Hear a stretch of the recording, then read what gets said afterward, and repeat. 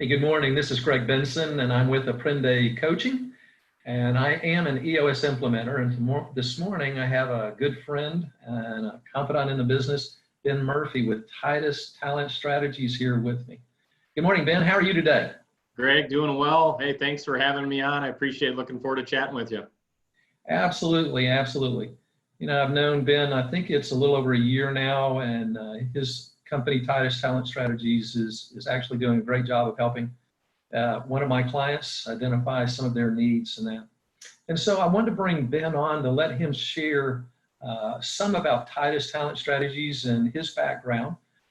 It just so happens that Titus Talent Strategies is an EOS-run company, totally familiar with the 6 key components, and of particular interest to me and today and for those watching this is the people component.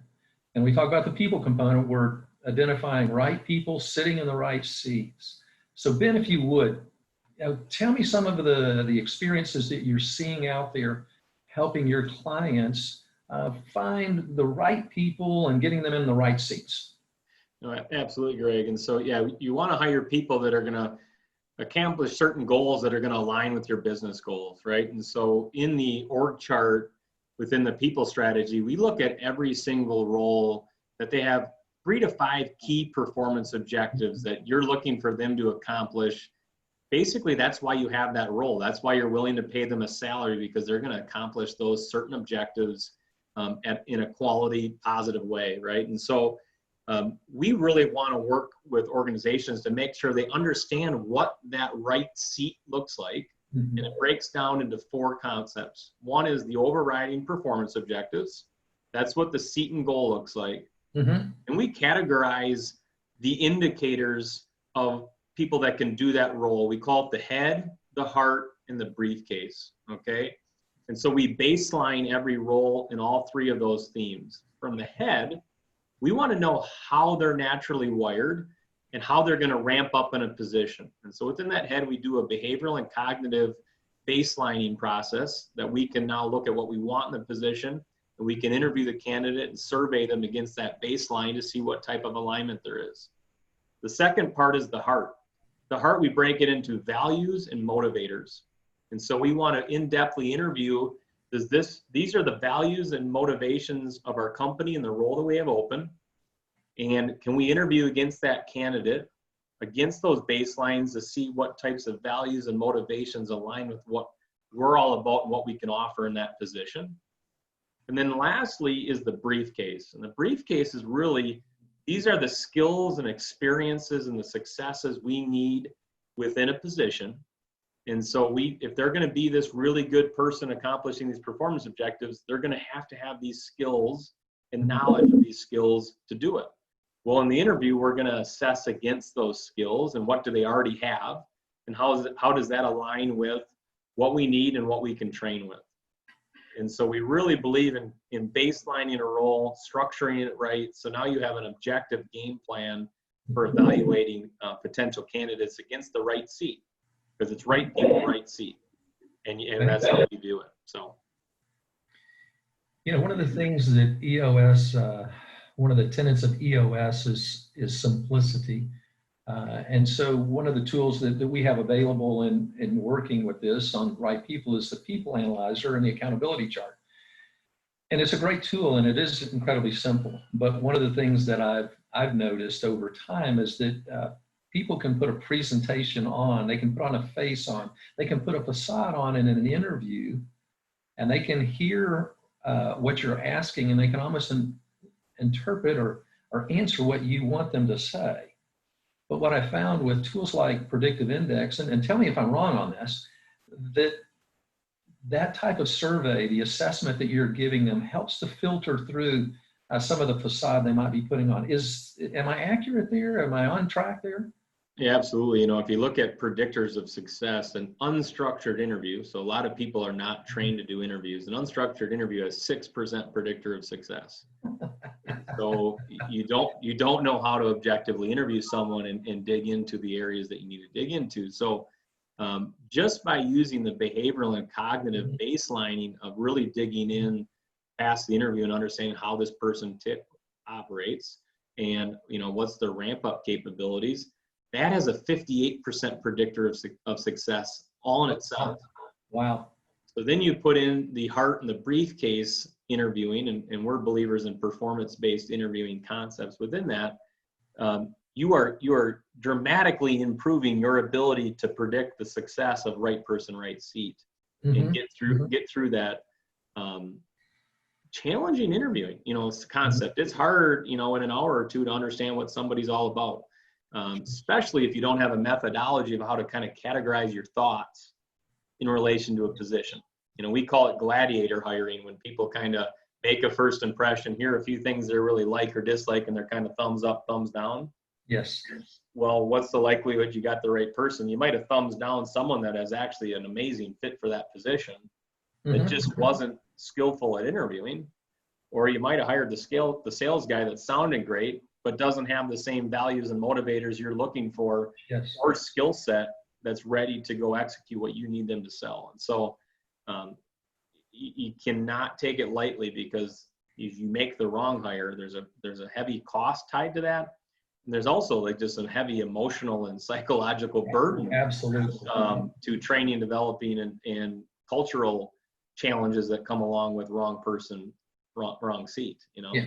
So Ben, is there any kind of study out there or any data that's been put together of how much a bad hire will cost you? Is it, for example, 2 years salary, 1 year's salary? Is there any studies out there that help people understand the cost of making a bad hire?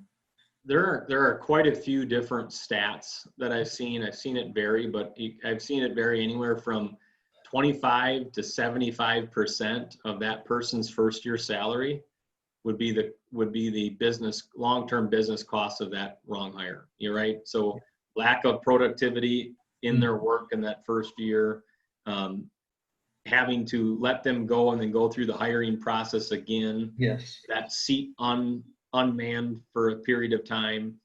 All of that leads to a very hefty cost challenge, right? And so doing it right the first time and doing it with quality is one of the best things you can do to limit headaches and growth in your business.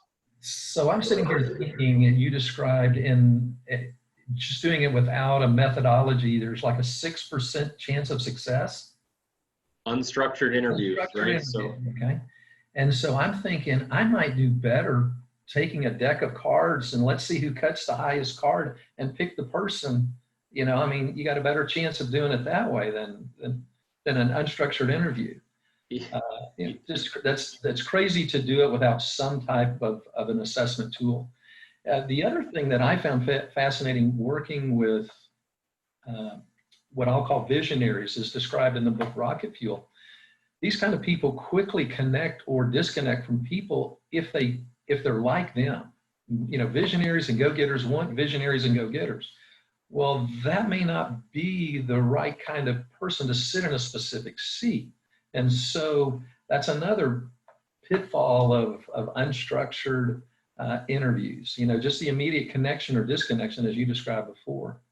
100%, right? You haven't gone through the process of baselining what you want in each role from a behavioral, right? Big picture thinker versus maybe detail orientated tactical executor, to what are the values and motivators of our company and the role that we're talking about, and what are the skills that are associated with that.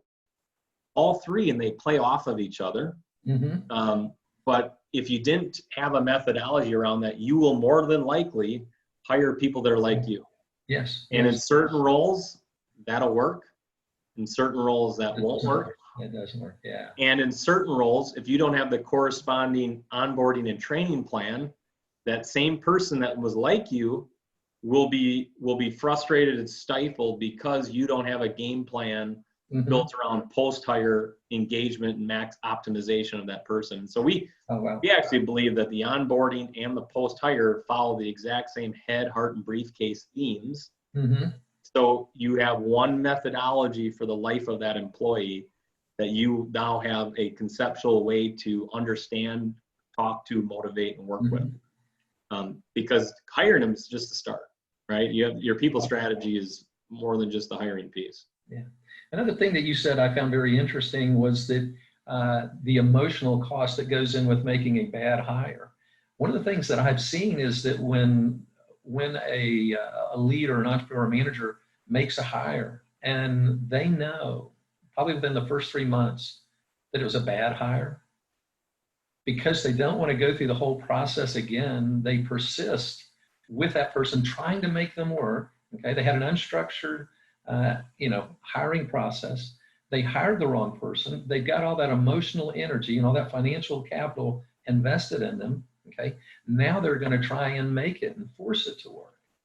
And so it just makes sense to me, okay, to use some type of formal hiring process that has an assessment tool like predictive index. Have you seen people hold on to people too long? Yeah, people typically operate in the reverse, right? So we surveyed over 1,000 HR professionals in 2018 on speed, cost, and quality, and what's the most important factor in their hiring, and 95% said quality. However, far and away, speed was the number one pressure that went into the process. And so when they are actually making the hire, they worked really quickly and typically bypassed many of the factors that would determine right person, right seat. Now they make that hire, to your point, because that person's there, they reverse it and they try to do everything they can to make it work, Yeah. which is the opposite of speed. Mm-hmm. If you were looking at the end goal would be someone sitting in that position, doing that Mm-hmm. role and performing those objectives Mm-hmm. 1 year after hire. Yes.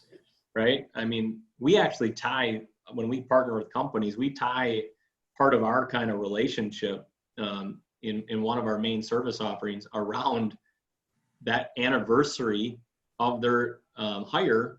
Mm-hmm. So it is all, us and them are all thinking about success is not in the now. Success is, did they get someone that's performing the objectives of the role long term?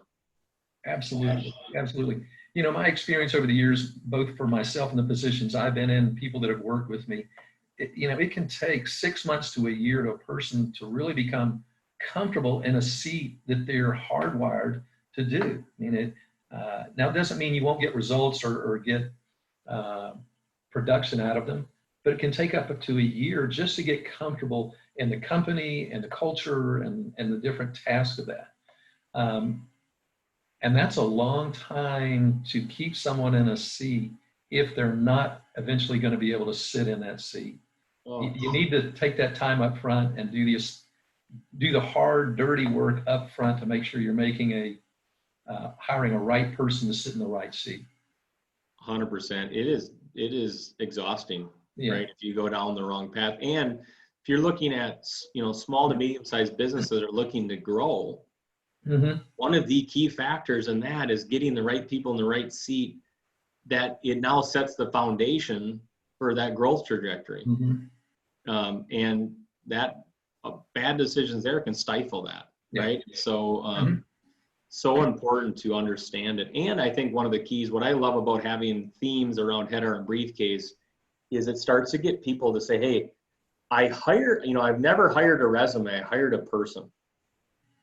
And what is the holistic view of that person? Mm-hmm. Mm-hmm. Because I need to know how they're naturally going to be operating. I need to know what motivates them. I need to know what skills they have, what skills I need to develop. I need to know how to coach that person in that individual world.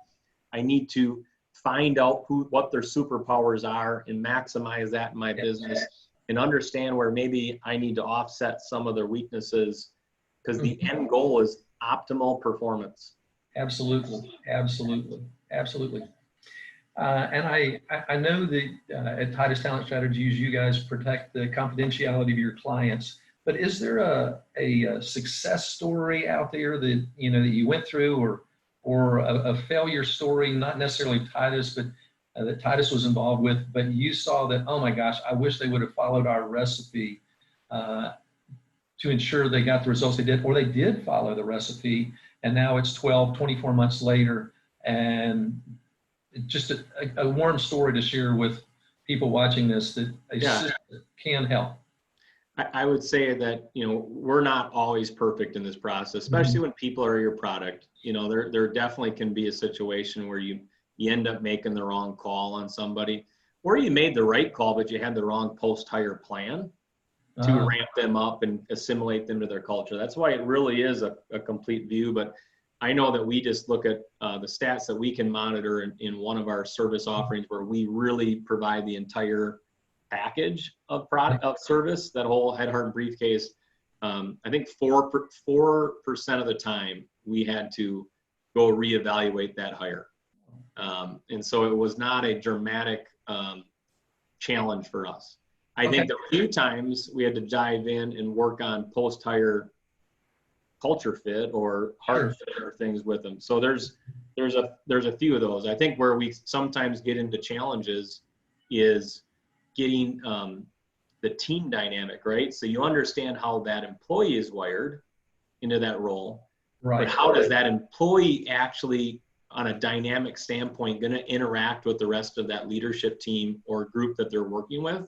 And that's why that has to be considered in your baseline, and it's not always considered, right? Or we don't have the knowledge of that as well as we'd like in that process. So I think that you want to make sure you understand that team fit in certain areas, or in all areas, but it gets overviewed. I think that's something also I'm glad you brought that up. It's not just the person sitting in that seat, it's the people that he works with, his coworkers. It's the person that he reports to, and also the people that report to him, understanding how all of them communicate differently, how they're wired so that they can help maximize. You talk about optimize the performance. Well, we're also talking about optimizing the performance of the team. So it's important that the team understand how each of the members, relate and are wired and how they best perform. Can you talk a little bit about how predictive index can help with that? Well, it's first is understanding the stakeholders in that team. So how are they wired? Where are there similarities and differences? And then with the tool, we can actually look at how that plays out in terms of communication, decision-making, action orientation within that group. So then you bring in this new hire, where do they fit in that piece, right? Where is their role in that piece? What if you're all one way and you're lacking that other thing? You need to balance out certain components. The problem is sometimes when to your point earlier, you bring in someone that's different than you don't value them as much as someone else because they're different, but you've got to be more inclusive to the fact that difference is what's going to make us better. Yes.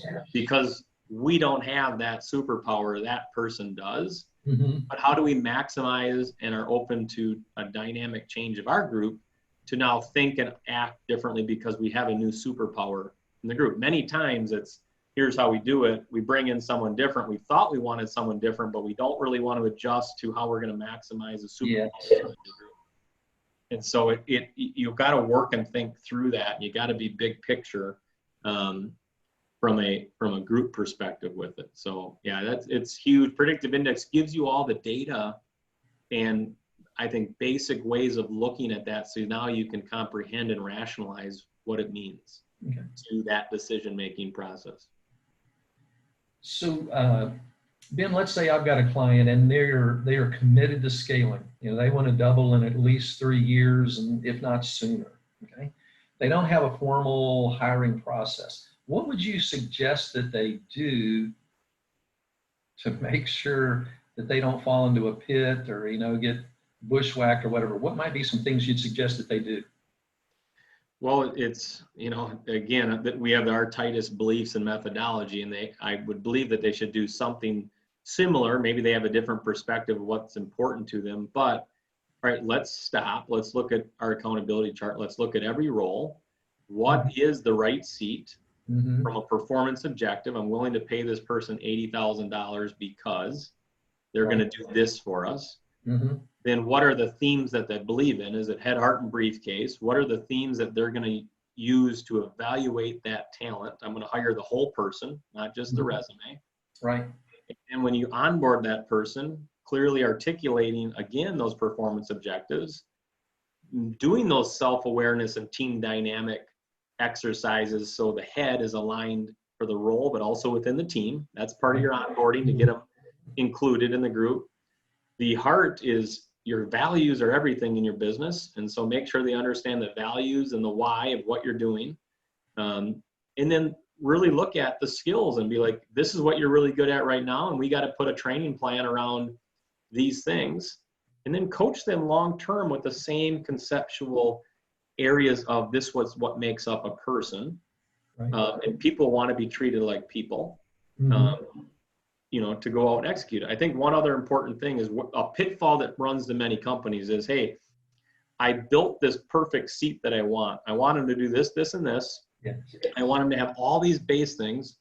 Then they go out and recruit people, and it's daunting to find someone that perfectly aligns with every element of that seat. Yeah. That can be a challenge. Or you find the perfect person, but they're $30,000 above the comp line. Right? And so we call it calibration. You need to know what you want. How does that calibrate with compensation and attractability to the target market? So then a real conversation has to happen if data is showing that it's not attractive or your comp is lower. Now, what I love about having a head, heart, and briefcase methodology is, all right, I'm going to have to look at those performance objectives, maybe slightly lower them to have realistic goals. Right. Maybe the skills, we're going to have to find someone that's got a few less skills because we can't afford the Cadillac version. Sure. But man, I have the head and the heart. I want to get someone that's wired to do this role, is cognitively capable of this role, and is aligned very well with our values. Right.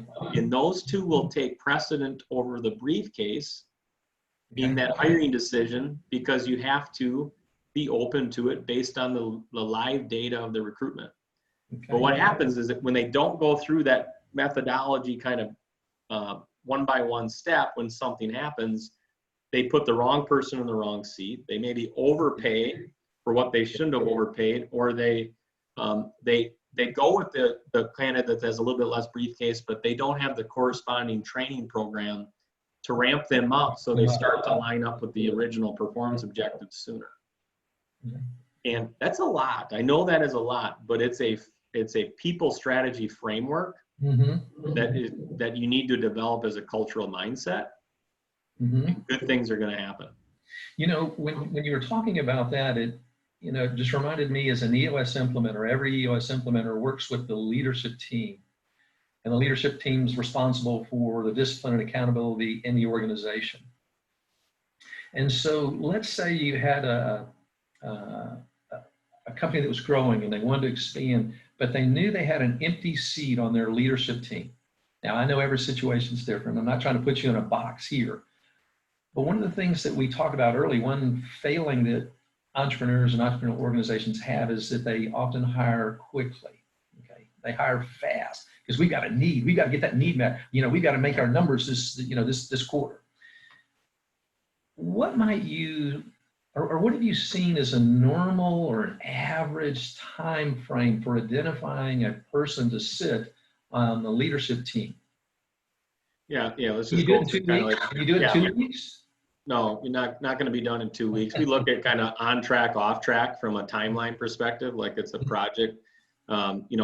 You're going to baseline that role. That typically takes 3 to 4 days of organizing the head, heart, and briefcase, and organizing what that organization wants, right? Understanding the team dynamic and the individual dynamic. Boom. Now we know what we want. We really feel like we have the right seat. Now you go out and you hardcore recruit people to attract them to that process over the next 2 to 4 weeks. Okay. And then you're going to start interviewing people through the process until you have a complete interview slate and some options. Now, one thing I hadn't talked about, but is EOS prevalent, right, is having a scorecard. So we actually scorecard all candidates in that head, heart, and briefcase, because that score gives us who we take away first impressions, who we think actually can perform the performance objectives of those top 3 to 5 roles, and why. And that's where it's showing the scorecard. And so, then you have to do the interviews in person as a company, and you got to make that final decision. And especially in the leadership team, there's an element of getting to know that person deeper than a 2-hour interview. That might be a dinner. That might be some extra time together, really feel kind of where that clicking is in understanding of each other. And so I look at it as typically like a 6 to 12 week process. Okay. Somewhere in there is what you're going to look like for a complete, not rushed hire. And again, people are the challenge, or people are the hire, and people add variables. And so, and scheduling and stuff can extend it, but typically 6 to 12 weeks gives you a decent time frame to execute it well, if they're game planning on their end. And I think at the leadership team level, that should be a minimum. You said how many weeks? 8 to 12 weeks. We were talking about 3 months. I'm thinking 3 to 6 months at the leadership team level. You need to be prepared to invest that much time. Don't rush this. You will regret it if you rush it at the leadership team level. Yeah. And I think I look at it in our world because we are actually out there engaging talent for the client. So we speed up the process, but if they're not, if they're not really out engaging on it every single day, out engaging new potential talent for that role, it definitely could go 6 months, right? Because you don't want to just hire the first person you meet. Absolutely. So I would say that, yeah, depending on how committed you are to timelining that, 6 months could be a definite situation. Well, if you look at my dots, you would know that, one of my dots is patience. So I'm willing to wait a little bit longer to make sure we find the right candidate, so when we talk about that. So one of the things that Gino Wickman says, and when he talks about EOS, he says EOS isn't the only system out there, okay? There are other systems out there. And the reason I chose EOS is, yes, there are other systems out there, but it was the most complete system, okay? And it was, from my perspective, the most simple system. The tools were incredibly simple, but highly effective. And that's why I chose to go with EOS over any of the others. And one of the things that I like about Titus Talent Strategies and Predictive Index is the fact that they have what behind the scenes is a very numerically and data-driven tool, but they've made it simple, they've made it friendly, they've made it usable. And then when you combine it with the people at Titus and Predictive, it's a great resource for any company that wants to scale their organization. And not only to scale their organization, if you're happy with where your company is, it's a great tool for getting more out of what you already have. Okay. Some of the people watching this video aren't going to be interested in just growing their company larger. They want to get more out of it. And Titus Talent Strategies can help you find people to fill the roles that you have currently. And Predictive Index is a tool, okay? It's a great tool, good tool. Yes, there are other tools out there. I'm aware of them. There's Colby, there's Culture Index, there's a variety of them. But I do like Predictive Index for its friendliness and its ease of use. Ben, I think I'm going to have to let you go, but anything else that you think would be good for people watching this to know about Predictive Index or Titus Talent Strategies? No, Greg, I enjoyed the conversation. I think it's such a big deal, right? You see different, like Vistage, right? A lot of small business owners might be Vistage members. Survey they did last year is 50% of CEOs thought they made the wrong hire. 50% of the time they thought they made the wrong hire. Ben, can I interrupt you? Yep. 40 of the remaining 50%, they were lying to themselves and wouldn't admit they made a wrong hire. But now continue, please. And so it is, and it's the biggest stressor, right? It's one of the truly biggest stressors when you don't have the right people in the right seat, and it takes up so much of your time and energy, especially when you're trying to grow a business and scale. You want to focus on, not just the people, but the end game and where you're trying to get to in the strategy. Absolutely. And if your people strategy isn't in alignment with it, it is a big weight pulling you down. And so we've been lucky enough at Titus. We're an Inc. 5000 firm. We are one of the best places to work, voted multiple times by multiple different places. And so a lot of people say, what do you say about Titus? I say, well, we basically help our clients do what we do. Okay. And we believe in our system and process, and let them take those same things we've been doing and infiltrate it into their business to make things move along in the right way. Awesome. Well, Ben, thanks for sharing your time and your wisdom with me and people that'll be watching the video that, again, want to scale or want to sculpt their organization. Awesome. Thanks, Greg. Appreciate it. Thanks, Ben. Bless you. Bye-bye.